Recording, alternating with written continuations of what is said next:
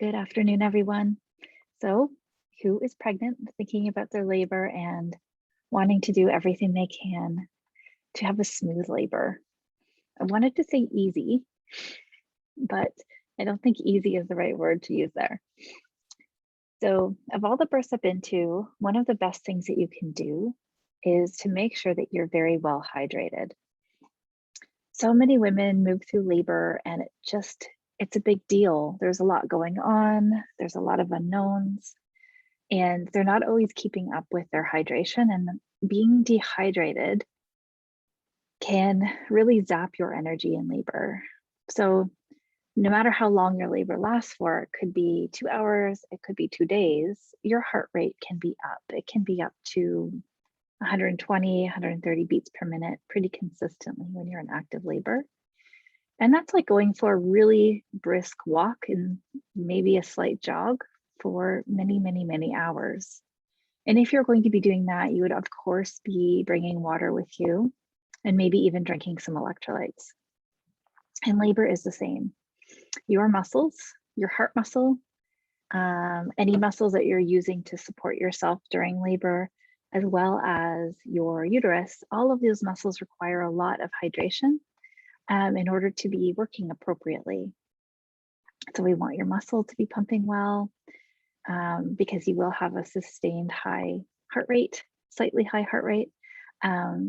We want all of your muscles that you're using to squat or pace and walk during labor to be working well. But most importantly, we want your uterus muscle to be working well. And if your body's dehydrated, it can slow down the progress of your labor. And it can also make you just feel more exhausted and make the pain feel more intense. So a lot of my clients, when they're kind of nearing their due date, I suggest that they get used to drinking a little bit more water, which if you've been pregnant, you would know can be tricky because in late stage of pregnancy, the baby's sitting right on top of your bladder and you need to go to the washroom every 5 minutes. So it's really just kind of deciding to plan out your day to drink most of your water from 6 a.m. to 6 p.m.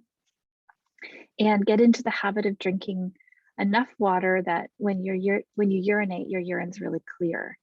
And so if you're doing that for the days or weeks before your labor, you'll be in a much better place when labor starts. And then once labor starts, you want to make sure whoever's with you, whether that's your doula or your birth partner or whoever's there, that they are constantly sort of getting a straw in your mouth with some liquids.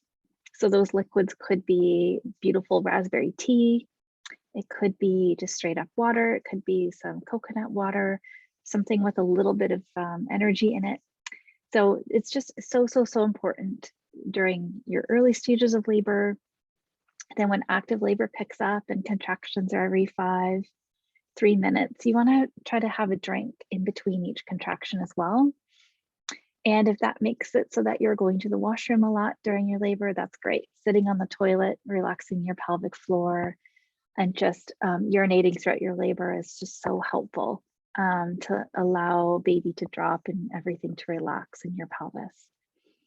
So it's so important if you're going to be at the hospital for your labor to bring a big cup with a big straw in it. Sometimes they'll have the big styrofoam ones at the hospital, but not always. Sometimes they only have the little tiny ones. So bring a big one, fill it with ice at the hospital, and just keep drinking whatever you like to drink. And your body and your baby will be happier for it. All right, that's my little tip of the day. I'll see you guys next time.